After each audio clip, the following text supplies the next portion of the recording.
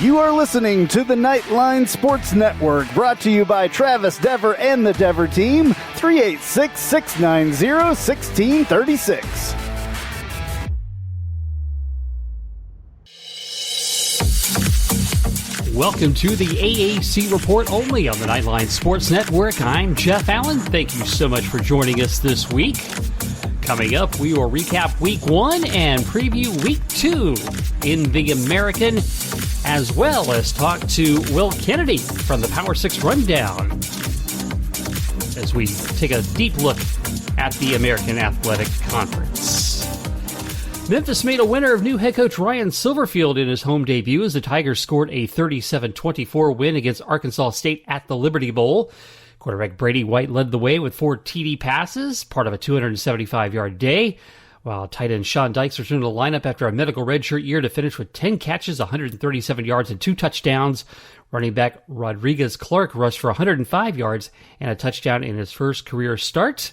Here's Tigers head coach Ryan Silverfield. Obviously, always enjoy coming to be able to talk to you guys after a victory. It was a sigh of relief, but also at the same time, I told our guys enjoy it. They're hard to come by this year with the challenge we're facing. The same thing I told you guys after the game. Don't hold still, right? We face adversity. We'll continue to face adversity throughout the season, but our guys need. But just being able to sit down this morning and look at best athletes, not only in our conference but in the country, on all sides of the ball, right? Offense, defense, special teams are well coached. So looking forward to diving more into them as we kind of have a mini bye week this week. And there before we know it. SMU went on the road for its first win as the Mustangs took a 31-24 decision at Texas State in their season opener. Quarterback Shane Buechele, who led the American in passing last year, picked up where he left off a year ago, 26 for 36, 367 yards and a touchdown. Running back TJ McDaniel also getting over 100 yards rushing against Texas State for the second straight year, as he had a game-high 130 yards on 27 carries and a touchdown.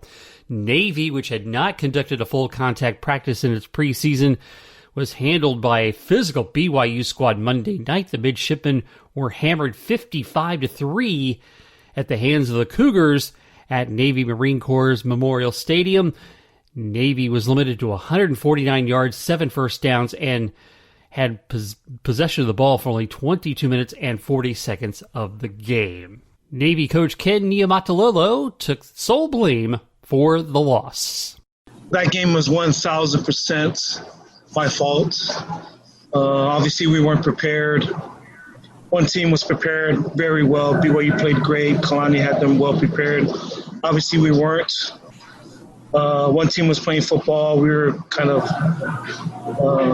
we looked like that was our first live game. And unfortunately, normally your live stuff is against yourselves. But there's nobody to blame but myself. I mean, we knew that. I erred on the side of trying to keep our guys safe with COVID-19 and contact tracing stuff. But we weren't ready to play. Obviously, it's the worst Navy football game we've ever played. But we weren't prepared. And it was my fault because I chose to block bags and tackle donuts. Obviously, BYU's got good players, but it's all my fault. And it's like I told our guys, they didn't lose the game. I didn't have us prepared, and I made a decision on the safety side of it, and it shows we weren't ready to play. Well, 2 games are on tap in the American for this week. First up, the Citadel at USF. Bulls offensive coordinator Charlie Weiss Jr. looks forward to working in his personnel in their new up-tempo offense. Yeah, we got a lot of really good players on this team. We have, certain players who can align in different places and do all that. So we definitely have a lot of good players on this offense that I'm really excited about and making sure that we get them a variety of touches in a whole bunch of different ways. So certainly looking to use our personnel in the best way possible. The Citadel USF, 7 p.m. Saturday night on ESPNU. That series tied at 1 game apiece. Last meeting back in 1998, USF won by a 45-6 score. Tulane will take on South Alabama That game will be on Saturday night at 7:30 on ESPN2. South Alabama actually leads that series in the only meeting they've ever had. Back in 2013, they won by a 41-39 score. Two games that were on the schedule for this weekend have been postponed. SMU and TCU were scheduled to play for their annual clash of the Iron Skillet, but this game has been postponed due to some positive COVID tests in the TCU program. That decision made last week. They are looking to reschedule. And Tulsa, Oklahoma State was set to play this Saturday, but instead that has been pushed back a week to Saturday, September 19th, due to the Golden Hurricanes preseason camp being limited to COVID-19 protocols. Actually, this was going to be our spotlight game of the week this week, as I had interviewed Kelly Hines of the Tulsa World to talk about this game and Tulsa football literally just moments before that news broke. We will bring you that interview next week due to the game shift. 2020, the season of the fluid football schedule. Coming up next, we'll talk about news and notes around the American with Will Kennedy of the Power 6 Rundown. That's up next when the AAC Report continues in just a moment.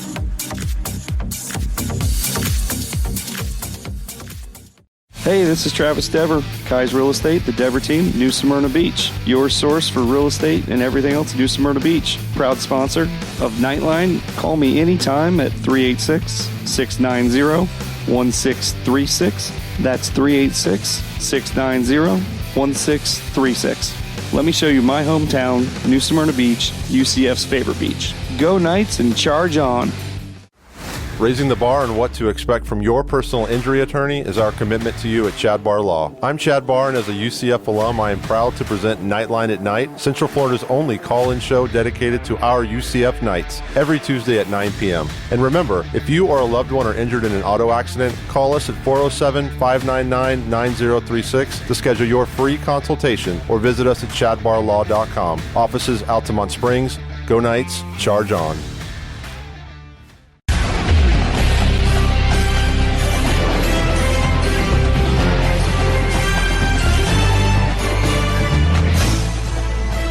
And it's a pleasure to welcome back to the AAC Report Will Kennedy. He does the Power 6 Rundown newsletter. Great coverage of the American Athletic Conference. And Will joins us now. How are you, sir? I'm good. Appreciate you having me on. Looking forward to the season that I guess already kicked off and is kicking off this weekend. Yes, and having a season was certainly in doubt for quite some time, and it's definitely going to be a season that's going to be as fluid as it may be, as we're getting postponements and cancellations and schedule scrambling. It's going to be a season unlike any other. Yeah, absolutely. I said in my newsletter last week, I was a little late to the game getting team previews out, and I'm still doing team previews now just because I truly thought there would not be a season. I was talking to a source in the Big Ten months ago, and he's like, I think it's a 50-50 shot, and obviously we know which way that went for the Big Ten. So I thought if the Big Ten was 50-50, I thought it was far less likely an AAC season would happen. But, I mean, if they can find a way to do it effectively and safely and keep all the players safe, I mean, I'm certainly not mad that college football season is happening. I'm very excited about it. But like you said, it's going to be very fluid and very weird. Tulane, I know, is spending $40,000 a week on testing alone. I don't know if that's the university or the athletic department, but that's what was reported in the Athletic. And then at the end of the day, this season, no matter what happens, no matter who wins the conference, no matter if Cincinnati gets into the playoff or not, or anybody gets into the playoff, I mean, this season is going to have a massive asterisk next to it, no matter what happens. I mean, 10 players on UCF to opt out, including two starters like Tay Gowan, and then Kenny Gainwell opts out at Memphis, which is massive. So this season I'm happy college football is on, and I'm happy I have something to write about and content to create. But, I mean, it kind of just doesn't count to me. Well, I tell you, I was in the same boat. I didn't start doing season previews because I just didn't want to, put them out there and have nothing happen. So I definitely know where you're coming from there. So how will the AAC, being one of 6 conferences playing in the fall, how will this be to their benefit? Yeah, so I mean, it's definitely the AAC has been pounding that Power 6 narrative for ever since first couple of years. It's existed. So it's going to be great to get eyes on the conference and kind of prove that, football-wise at least, we're a pretty legit conference, or I guess they're a pretty legit conference. I don't work for the conference. It's a pretty legit conference, and they can go toe-to-toe with the best of them. Obviously, there's two sides to that. You can have a great game like last year's nationally televised game, SMU versus Memphis, which was back and forth and one of the more exciting college game day games of the season last year. Or you could have what happened Monday night and have Memphis, Navy, who was a dark horse candidate to win the conference, some people predicted, and just go out and lose by 52 points to BYU, who's BYU's a decent team, but there shouldn't be 52 points better than you if you're claiming to be a Power 6 conference. Mm-hmm. And as far as the conference goes, who do you like? Who are your favorites to contend for the title? Yeah, so I write in my newsletter last week and again this week. It's pretty. The top four teams are pretty apparent who they are. It's like the top four are UCF, Cincinnati, Memphis, and SMU. In my opinion, SMU is kind of iffy, but to me that's the top four. And then after that, it's just kind of a whole scrambled up mess of who knows what, especially now with this COVID season. I mean, Navy didn't even practice tackling, and you saw how they looked, so who knows what everybody else is going to look like. But those four are clearly a tier above everybody else, in my opinion. Obviously, all your listeners already know UCF, what they got coming back and what they got going for them. Memphis, they didn't look super exciting against Arkansas State, but, I mean, they got the job done. And it's week one. Everybody's going to look really lackluster week one as opposed to what they normally would. But I'm sure by the time we get to week 3 or 4, everyone's going to look normal-ish again. I mean, unless they're missing players like Kenny Gainwell or Tay Gowan or somebody like that. But Cincinnati is my pick. Cincinnati's my pick to win the conference. They got Desmond Ridder, who could bounce back. He had an underwhelming season last year, had a lot of hype, but I think he's going to bounce back. They got to replace Michael Warren, which is rough, but I mean, that team's really built on defense, right? And their DC Marcus, he's just brilliant. The game against UCF last year, he had an entire new defensive scheme for essentially that one game, and it worked out amazingly. They got the job done and finally got a conference team to beat UCF, which no one could do up until that point. So they're my pick to win, just because that defense is so good and they got just enough offense, I think, to make it happen. Yeah, and you brought up an interesting point about week one too, because in the Navy game aside, because we know how bad that was, but when you look at SMU and you look at Memphis, I think this is one of those situations where the current conditions level the playing field quite a bit, because I think under normal conditions, those two teams probably win much more convincingly. Oh, absolutely. I mean, like I said, there is no spring practice, which is for any of the younger players. I mean, if there was spring practice, it was maybe 2 or 3 games. I think the only team in the country they got a full spring in was UConn, that doesn't matter for them. But yeah, like I said, I think as we get to week 2 or 3, and by the time we get into conference play, at least I would hope they'd have a consistent practice flow in and get back into game shape, for lack of a better term, because even these training camps have been condensed, and there's been so many business decisions, I guess, or health decisions, I should say. Like I said, Navy didn't even practice full contact tackling because they were scared or they were nervous that it could have adverse health conditions, and going head on head every day like that. Which is a perfectly valid thing to know, to decide when you don't know anything about this virus and it's also new. That's a perfectly valid thing to decide, but we saw how that played out for them. And now obviously Coach Nia Matalolo said they're going to start doing more practice tackling drills in practice. So as we get into the season more, 3-4 weeks down the line, I think it'll resemble a normal season much more, but I think for now we're just going to have to see some pretty sloppy football from all around. Well, you mentioned, Kenneth Gainwell opting out. He was certainly a Player of the Year candidate. Who do you expect to be the top players in the AAC this year? Yeah, so obviously UCF has a bunch of guys: Dylan Gabriel, Otis Anderson, Trey Nixon, Greg Gray, Jalen Robinson. If he kind of pops off like all the reports saying he should, he's going to be a really good guy.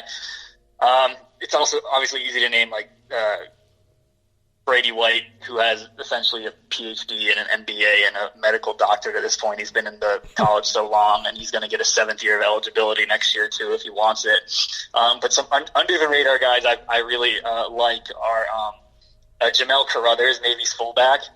It seems like every time he touches the ball, he gets at least 5 yards, and a lot of times he can just take the dive on the triple option and go 60. He's a big dude and can hurt you, but he also has a lot of speed behind him.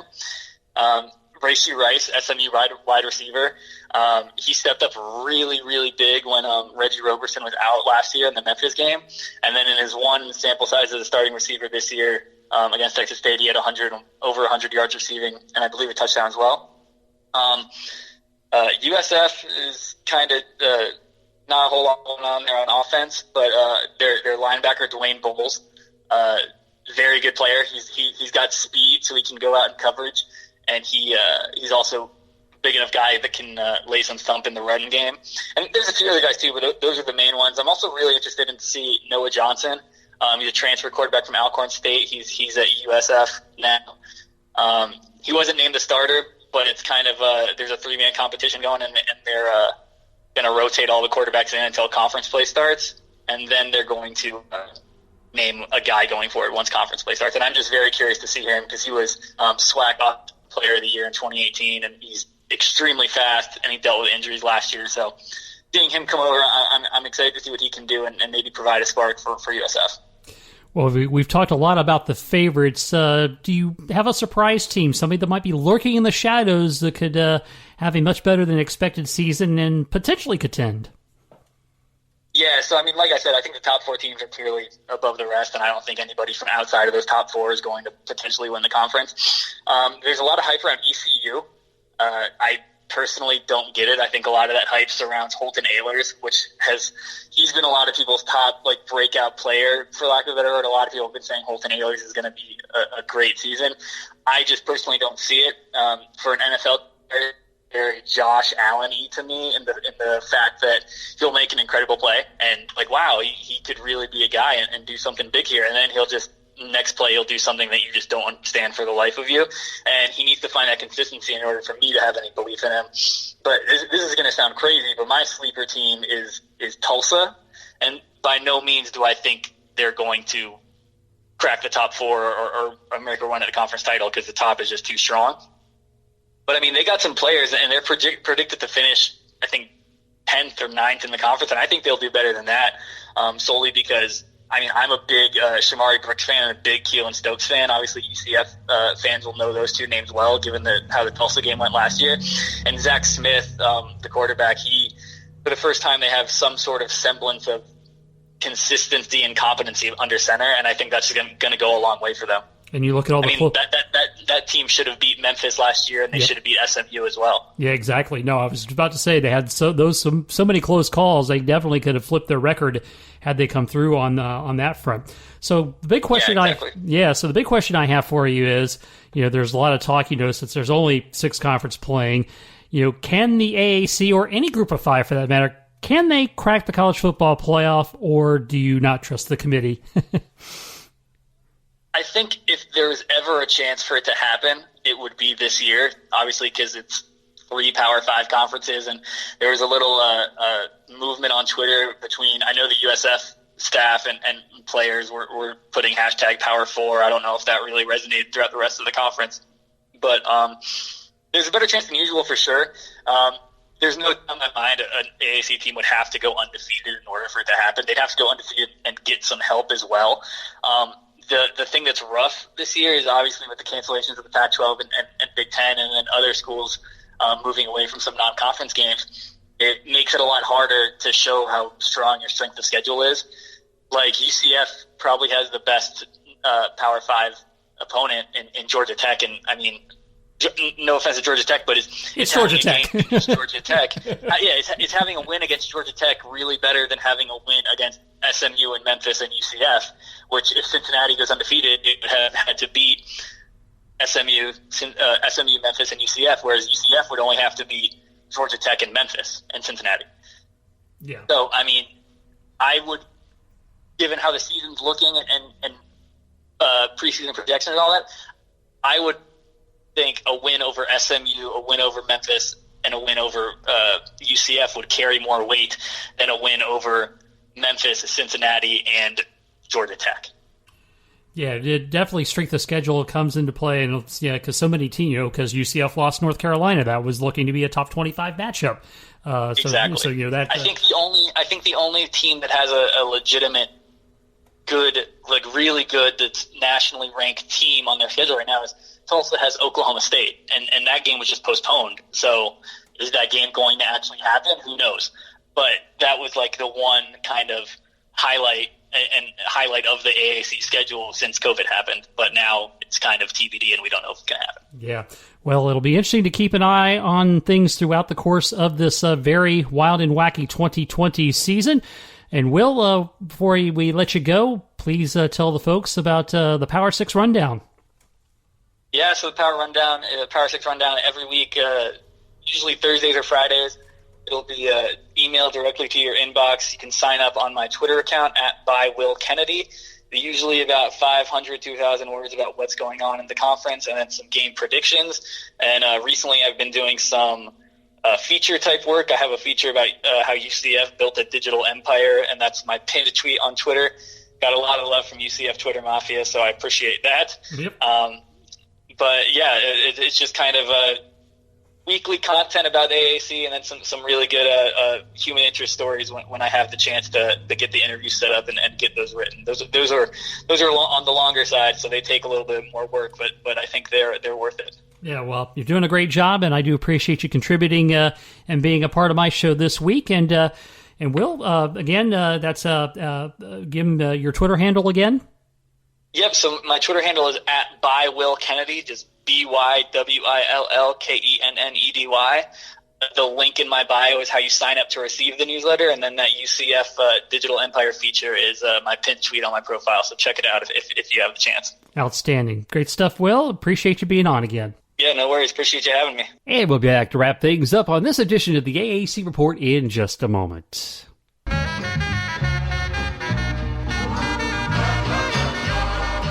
Welcome. This is a promo for the Take a Left at Albuquerque podcast, new to the Nightline Sports Network. You should listen to it. I say things like this. We need to stop blaming Jerry because we would do the exact same thing if we owned the Dallas freaking Cowboys. Do you know how much fun it is to own the Dallas Cowboys? My guests will say things sometimes like this. It's the Lord of the Flies thing that happens when they don't understand that things are wrong. Spoiler alert, until Piggy dies. Lord of the Flies has been out for like 100 years. I don't even know. Yeah. Sorry to everyone at home who I spoiled the book for. A book's been out for like 90 years or something. And sometimes, rarely though, I'll say really stupid things like this. If they don't make it out of the West and the Raptors get to the finals, I will go on either this show or whoever's show and say that Kawhi Leonard is overrated because I have too much evidence of it. New episodes drop every Friday with me and some of my good friends right here on the Nightline Sports Network. Thank you for your time, and now back to your regularly scheduled programming. Oh, wait. I'm being told in my ear that this is a podcast, and there are no schedules. Well, this is awkward.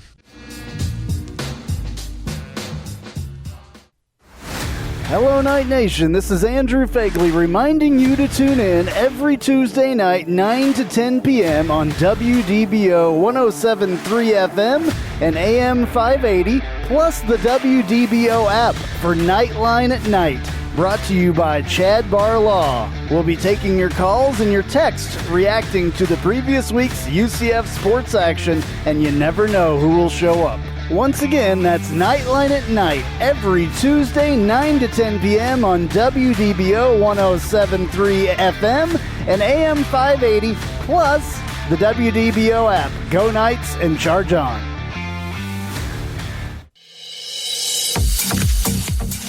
One last note before we go on this show. The senior quarterback Brady White was selected as the season's first Davey O'Brien National Quarterback of the Week, following his performance in the Tigers' win over Arkansas State, 26-36, 275 passing yards and 4 touchdowns. He also had a career-high 39 yards on 6 carries, and the 5th time in his career he threw for at least 4 TDs in a game. And that will do it for this week's edition of the AAC Report, only on the Nightline Sports Network. I'm Jeff Allen. Thanks for listening.